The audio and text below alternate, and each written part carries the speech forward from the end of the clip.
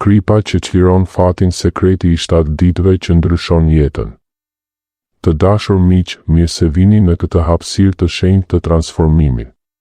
Sot do t'ju zbuloj një ritual të lashtë, të thjeshtë, por jashtëzakonisht të fuqishëm.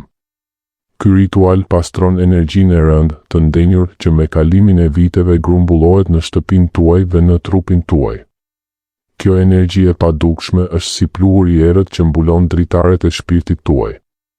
Ajo bllokon rrjedhën e fatit të mirë, sjell lodhje të pashpjegueshme, tension në marrëdhënie, vonesa në para dhe ndjenjen e vazhdueshme se diçka nuk shkon.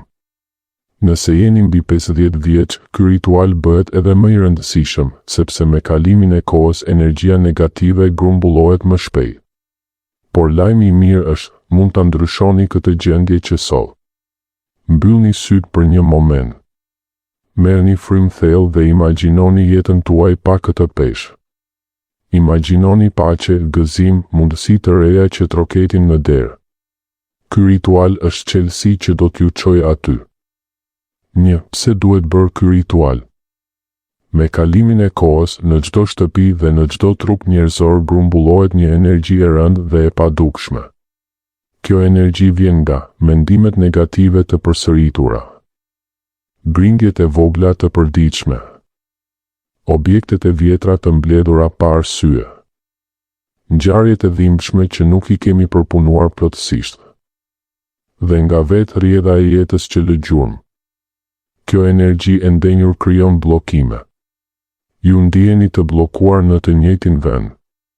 Marrëdhëniet bëhen të tensionuara. Mundësitë financiare vonohen. Trupi lodhet pa arsye. Gjumi bëhet i çrregull. Por kur e pastroni këtë energji, gjithçka fillon të rrjedhë përsëri si një lum i pastër. Fati juaj çlirohet. Paqja kthehet në shtëpi. Shëndeti përmirësohet natyrshëm. Dhe ju filloni të ndiheni më të lehtë, më të qartë, më të lumtur. Ky ritual i lashtë funksionon si një pastrues i fuqishëm që tërheq dhe transformon negativitetin. Ai është i thjeshtë, por rezultatet janë të mrekullueshme. 2 përbërësit e nevojshëm. Për këtë ritual ju nevojiten vetëm 4 gjëra të thjeshta, por me fuqi të madhe simbolike, një gotë qelçie të dukshme, pa ngjyra dhe pa dizajne.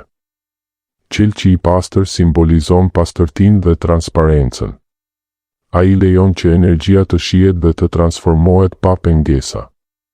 Mos përdorni gota me ngjyra ose me motive, ato ndryshojnë vibracionin.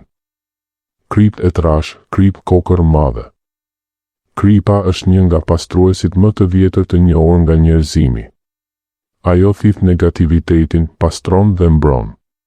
Kripa e trash ka fuqi më të madhe sepse grimcat e saj janë më të mëdha dhe më të afta të mbajnë energjinë e rëndë. Uthull e bardhë. Uthulla është agjenti i transformimit. Ajo shpërndan, neutralizon dhe kthen negativitetin në diçka neutrale. Është si zjarri që djeg plerat e vjetra për të bërë vend për të reja. Uji i pastër, i filtruar ose i pishëm. Uji është bartës i jetës dhe i energjisë. Kur bashkohet me kripën dhe uthullën, krijon një fushë të fuqishme pastrimi. 3. Hapat e ritualit. Hapi 1. Kripa. Merrni gotën tuaj të pastër. Vendosni 2 lugë gjelle kripë të trash në fund të gotës. Ndërsa e hidhni kripën, mbyllni sytë dhe thoni me zë të qetë ose në mendje. E gjithë pesha që mbarth, e gjithë dhimbja e vjetër, të gjitha bllokimet, të gjitha frikat, të gjitha vonesat, tani po treten. Unë liroj vendin për dritë dhe për fat të mirë, përsëriteni këtë mendim ngadalë 3 herë. Ndihuni me çdo kokër kripe si një ushtar që fillon të thith errësirën. Hapi 2. Uthulla. Mbusheni gotën deri në gjysmë me uthull të bardhë. Uthulla është transformuesi. Ndërsa e derdhni, imagjinoni që çdo hidhërim, çdo inat, çdo energji e rëndë po shpërndahet dhe po neutralizohet. Thoni: çdo gjë negative që më rëndon, tani po transformohet në dritë. Hapi 3. Uji. Mbusheni pjesën tjetër të gotës me ujë të pastër, duke lënë pak hapësirë në maj. Shumë e rëndësishme, mos e përzieni për mbajtjen. Lëreni shtresat të qëndrojnë të veçuara. Kjo krijon një proces natyral alkimik. Ndërsa mbushni ujin, thoni: uji i pastër sjell pastërti të re në jetën time. Unë hap derën për energji të lartë dhe për bekime të reja. 4. Vendosja e gotës. Vendoseni gotën në dhomën ku ndjeni energjinë më të rëndë, mund të jetë dhoma e ndenjes, dhoma e gjumit, ose zyra juaj. Lëreni aty për 7 ditë të plota. 7 është numri i transformimit të plotë. Gjatë këtyre 7 ditëve, mos e prekni gotën. Thjesht vëzhgoni. Uji mund të bëhet i turbull, mund të krijojë flluska, një shtresë të bardhë ose të errët sipër, ose madje edhe kristale të vogla. Çdo ndryshim është shenjë se rituali po punon dhe po thith negativitetin nga mjedisi dhe nga ju. 5. Si ta përfundoni ritualin pas 7 ditësh. Pas 7 ditëve, merrni gotën me kujdes. Shkoni te lavamani ose te tualeti me ujë të rrjedhshëm. Zbrazeni gotën ngadalë duke thënë me zë të fortë ose në mendje: unë liroj atë që nuk më përket më. Unë çliroj çdo energji negative, çdo bllokim, çdo pengesë.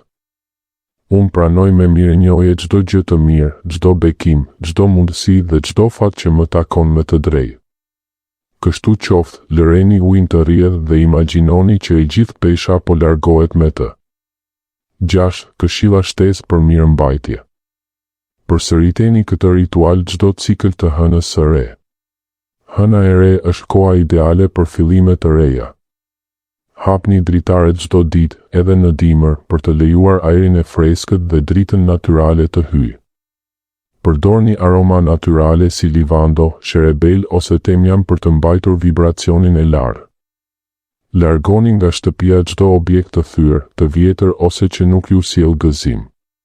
Çdo gjë e panevojshme bllokon rrjedhën. Mbani mend, pastërtia e jashtme ndihmon pastërtinë e brendshme. Mesazhi përfundimtar. Transformimi i vërtet i jetës fillon me ndryshimin e energjisë suaj të brendshme dhe të mjedisit ku jetoni. Kur energjia rrjedh lirshëm, dyert e reja hapen natyrshëm. Mundësitë vijnë më lehtë. Paqja bëhet shtëpia juaj e përhershme. Shëndeti kthehet. Dhe ju filloni të jetoni jetën që meritoni, ju jeni të fuqishëm. Ju jeni të denjë për të mirën. Filloni këtë ritual sot dhe shikoni si jeta juaj ndryshon gradualisht, por thellësisht. Faleminderit që ishit këtu. Nëse ky ritual ju preku, mos harroni të ndani përvojën tuaj në komente. Qofshi të bekuar. Qofshi të lehtë. Qofshi të lirë.